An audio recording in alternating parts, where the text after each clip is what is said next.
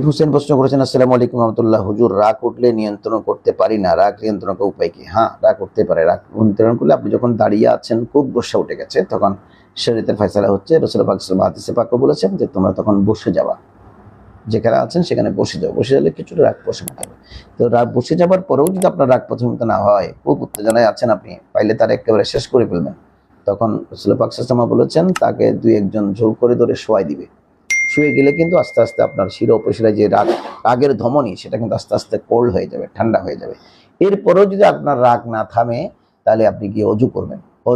অজু করবার পরে কিন্তু যেই জায়গাগুলো থেকে রাগের উৎপত্তি হয়, যেমন হাত থেকে, হাতে তোকে মারবো, তোকে ধরবো, তোকে বাঁধবো, এভাবে হাতে হাতে খুব নড়াচড়া করে, হাতেই ঘুষি কিল মারে, এই হাতটা কিন্তু আস্তে আস্তে পানি লাগবার পরে তার যে রাগের উৎপত্তি, এটা ক্লোজ হয়ে যাবে। পাশাপাশি মাথা মুখ দিয়ে আপনি করতে বসে গালিগালাজ করছেন, একবারে খই ফুটতেছে আপনার মুখে, ঠিক এক্স্যাক্টলি আপনি যখন তখন কুলি করবেন, অজু করার জন্য যখন নাকে পানি দেবেন, আপনার মুখ গাল এগুলো আস্তে আস্তে ঠান্ডা হয়ে যাবে।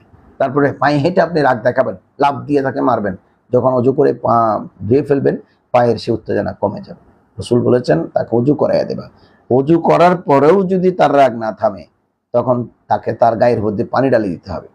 পানি ঢেলে দিলে কিন্তু সে ঠান্ডা। এই জন্য এই প্রক্রিয়াগুলো যদি আপনি ফলো করেন, তাহলে কিন্তু আপনার রাগ আসবে। যখন রাগ আসবে তখন আপনি অজু করে নেবেন, ঘরে গিয়ে অজু করে শুয়ে থাকবেন, দেখবেন কতক্ষণ পর গোসা আপনার চলে গেছে। আর এর চেয়ে পরও যদি রাগ আসে, তাহলে গোসল করে ফেলবেন, সুন্দর করে ওয়াশরুমে গিয়ে গোসল করে আপনি শুয়ে থাকবেন, তাহলে আপনার রাগ কমে যাবে। ধন্যবাদ।